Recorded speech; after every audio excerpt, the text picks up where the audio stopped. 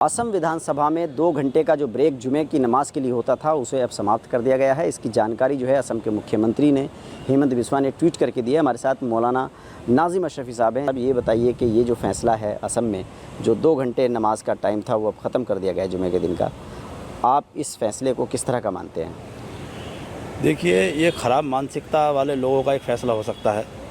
असल में हम इसी देश के बाशिंदे हैं, इसी देश के रहने वाले हैं, ये हमारा मुल्क है। और रही बात ये वहाँ के मुख्यमंत्री हेमंत विश्वकर्मा का मतलब है दुनिया पर कर्म करने वाला। तो मैं समझता हूँ भारतीय जनता पार्टी ने पता नहीं कहाँ से ऐसे नाम लेकर निकाल कर रख दिए हैं, लोगों के सर पर ज़बरदस्ती बैठा दिए हैं विश्वकर्मा। उन्हें अपने नाम का कम से कम लिहाज रख लेते कि मेरा नाम का मतलब क्या है, पूरी दुनिया पर कर्म करने वाला। और वो इस तरह से जहर उगल के क्या दिखाना चाहते हैं भाई, इस तरह के लोगों पर। देखिए, किसी के बाप की जागीर नहीं है, ना ही तो उनके बाप की जागीर है ये देश, और ना मेरे बाप की जागीर है। ये सबका है, सब जितनी भी कौमें इस देश में, इस मुल्क में रहती हैं, ये सभी का मुल्क है। और सबको पूरा अपना धर्म आस्था मानने का पूरा सबको हक है, अधिकार है। तो इसमें अगर 2 घंटे में क्या फ़र्क पड़ जाता? अच्छा, एक बात समझ में नहीं आती, मुसलमानों के ऊपर ही टिप्पणियाँ क्यों होती हैं? मुसलमानों की चीज़ पर ही क्या भाई, मुहर्रम निकल रहा है, जुलूस निकल रहा है, भाई अभी 2 घंटे का नमाज का ब्रेक ख़त्म करना है। मेरे ख्याल से ये जो मानसिकता लेकर चल रहे हैं आप, इस मानसिकता में इंशाल्लाह ये कामयाब तो नहीं होंगे। मगर भारतीय जनता पार्टी को इस तरह के लोगों पर, जैसे भारतीय जनता पार्टी कह रही है सबका साथ सबका विकास सबका विश्वास, कहाँ ये सबका साथ सबका विकास हो गया भाई? सबका विश्वास कैसे हो गया?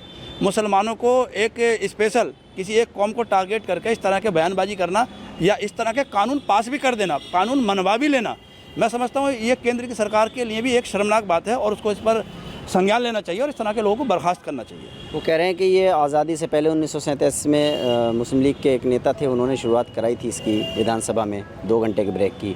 ये गुलामी की निशानी थी और इसको हमने मिटा दिया है। नहीं, इस तरह के सामंतवादी जो लोग हैं, इस तरह की जो ये बातें कह रहे हैं, इस तरह के बयान दे रहे हैं, ये तो अंग्रेज़ों के साथ दे रहे थे, ये तो मुखबरी कर रहे थे अंग्रेज़ों के लिए, हमारे देश के लिए मुखालफत कर रहे थे, ये तो देश के साथ गद्दारी कर रहे थे।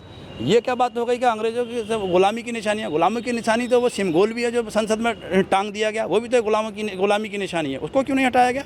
उस पर भी तो काफ़ी टिप्पणियाँ हुई, इस पर भी तो मुल्क के लोग नाराज़ थे, मुल्क की आवाम नाराज़ थी, देश की जनता काफ़ी नाराज़ रही, काफ़ी लोगों के बयान भी आए, काफ़ी लोगों ने इस पर इंटरव्यू भी दिए अपने।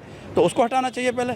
एक नमाज के लिए 2 घंटे का टाइम निकालना, क्या आपको लगता है कि ये गुलामी की निशानी हो सकती है? अगर किसी के लिए कहीं मूर्ति में कहीं किसी मंदिर में कोई पूजा करने के लिए जाता है, मैं उसको ये कह दूं कि ये देश आज़ादी से पहले या आज़ादी के बाद ये गुलामी की निशानी। देखिए, किसी भी धर्म के लिए कोई भी आस्था या कोई पूजा या इबादत, ये किसी की गुलामी की निशानी नहीं हो सकती, बल्कि गुलामी की निशानी वो है जो सिमगोल आपने जो है उसमें संसद भवन में ज़बरदस्ती ठोंक दिया जा करके। लगता है कि हेमंत बिस्वा ने जो फैसला लिया है वो गलत है, वो मुसलमानों के अधिकारों का हनन है?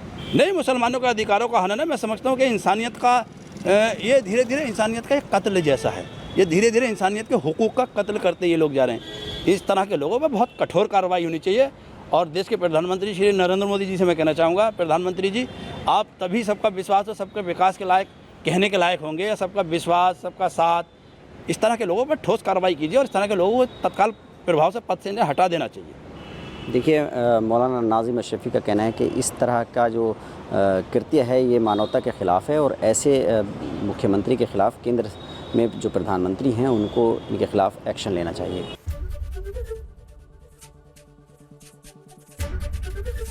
ABP गंगा, खबर आपकी, जुबान आपकी।